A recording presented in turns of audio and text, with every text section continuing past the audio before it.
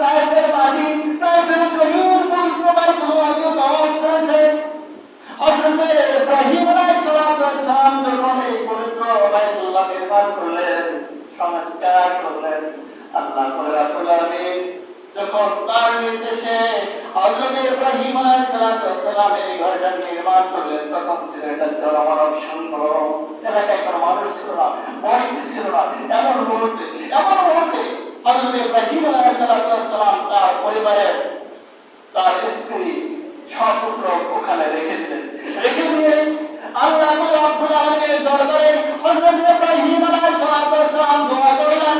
আল্লাহ রাব্বুল আলামিন হযরত ইব্রাহিম আলাইহিস সালামের দোয়া কবুল করলেন। হযরত ইব্রাহিম আলাইহিস সালামের দোয়া কালাম পবিত্র কুরআন কারীমে আল্লাহ তাআলা শুরু করলেন, মানব জাতিকে জানাই দিলেন। হযরত ইব্রাহিম আলাইহিস সালাম দোয়া করলেন, রাব্বানা ইন্নী আসকানতু মিন যুররিয়্যাতি বিওয়াদিন গায়রা যী যার'ইন ইনদা বাইতিকাল মুহাররম। আল্লাহ রাব্বুল আলামিন, আমি আমার বংশধরদের কতকদেরকে তোমার এই পবিত্র ঘর বাইতুল্লাহ, যেখানে জনমানব শূন্য, যেখানে সবুজ শ্যামল ছায়া নাই, যেখানে মরুভূমি, যেখানে চাষাবাদ যোগ্য জমি নাই, এমন অনুর্বর ভূমিতে আমি তোমার নির্দেশে আমার পরিবারের কতকদেরকে এখানে রেখে গেলাম।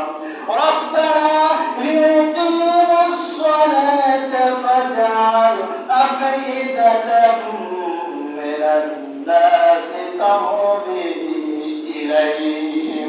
আয় আল্লাহ তাআলা, এই জন্য রাখলাম যাতে তারা পবিত্র বাইতুল্লাহর সালাত কায়েম করে দিতে পারে, তারা সালাত কায়েম করবে।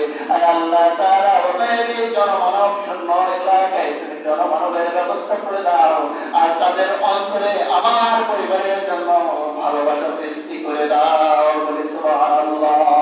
কি দোয়া করছেন হযরত ইব্রাহিম আলাইহিস সালাম? আল্লাহ রাব্বুল আলামিনের কাছে দোয়া করছেন, সাথে সাথে আরো দোয়া করছেন, وَارْزُقْهُم مِّنَ الثَّمَرَاتِ لَعَلَّهُمْ يَشْكُرُونَ। আল্লাহ তাআলা, এখানে অনুর্বর মাটি, এই অনুর্বর মাটিকে তুমি চাষাবাদ যোগ্য করে দাও, এখান থেকে রিজিক বের করে দাও, এখান থেকে ফলমূল বের করে দাও, যাতে আমার পরিবার বর্গ সহ সমস্ত মানুষেরা এটা খেতে পারে, আর কে যেন তোমার শুকরিয়া আদায় করতে পারে। বলে সুবহানাল্লাহ। দোয়া কবুল হয়েছে না? দোয়া কবুল হয়েছে। পৃথিবীতে যত ফলমূল পাওয়া যায় তার ভিতরে সবথেকে বেশি পবিত্র মক্কা মদিনায় পাওয়া যায়, ঠিক কিনা?